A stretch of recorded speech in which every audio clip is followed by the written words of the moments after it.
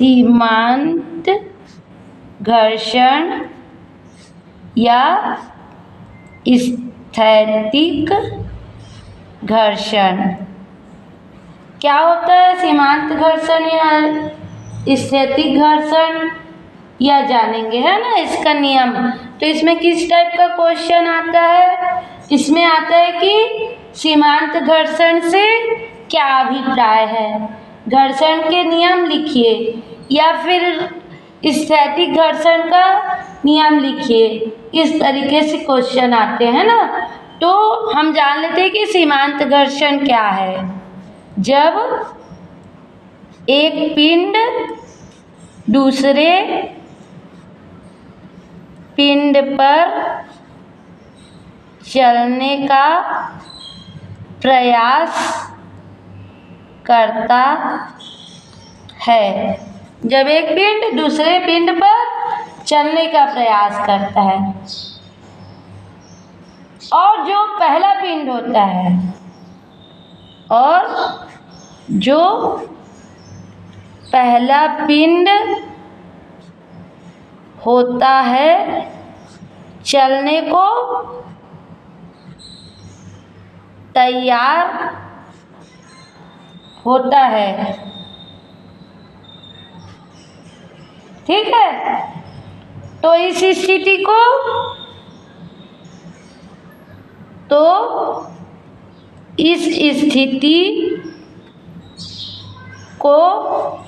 सीमांत संतुलन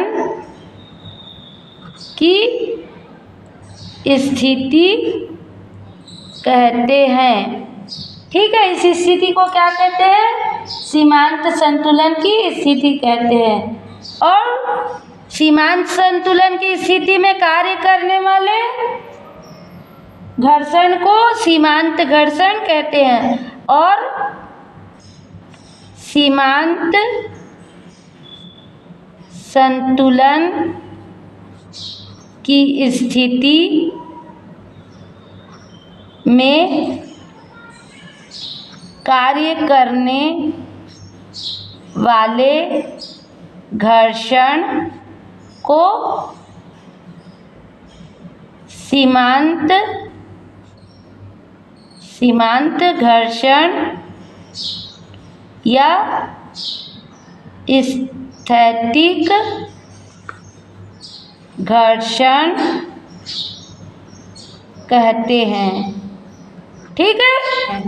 सीमांत घर्षण या स्थैतिक घर्षण के नियम निम्नलिखित हैं। सेकंड क्या है? घर्षण।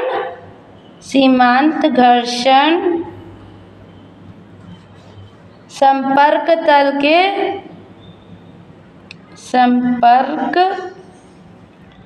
तल के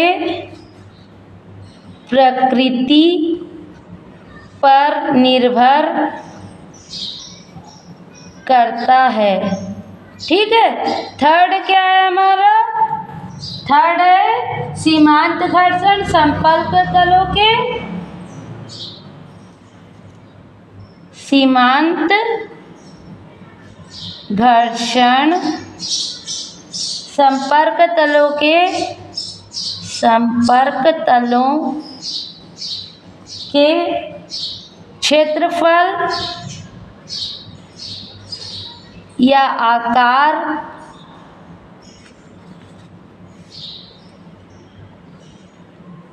या आकृति, क्षेत्रफल, आकार या आकृति पर निर्भर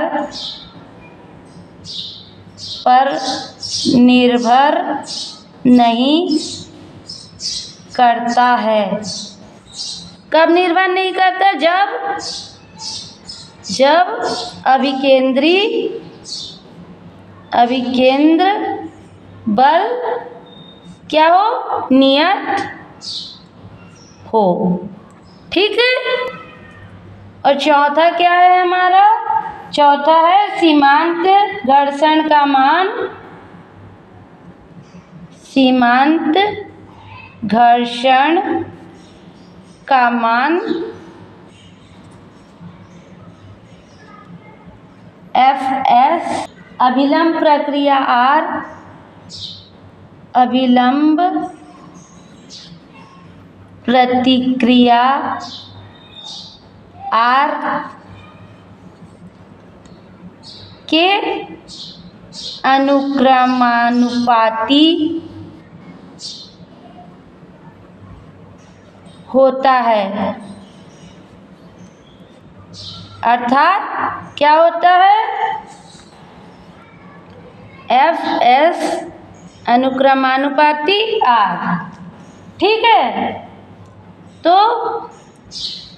Fs, इसको हटाए,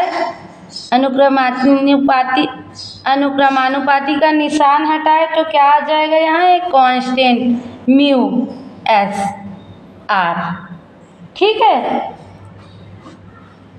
और इसे दे देते हैं हम इक्वेशन नंबर 1, ठीक है, जहाँ म्यू एस बराबर कांस्टेंट नियतांक है, जिसे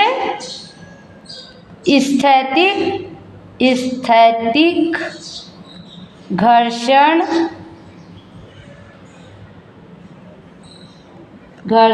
गुणांक कहते हैं, ठीक। अब इक्वेशन 1 से क्या हो जाएगा? इसे हम क्या लिख सकते हैं? Mu S equal to F S by R, और इसे दे देते हैं हम इक्वेशन नंबर 2। तो क्या हुआ कि घर्षण और अभिलंब प्रतिक्रिया के अनुपात को स्थैतिक घर्षण गुणांक कहते हैं। अतः घर्षण और अभिलंब प्रतिक्रिया के अनुपात को स्थैतिक घर्षण नियतांक कहते हैं, ठीक है।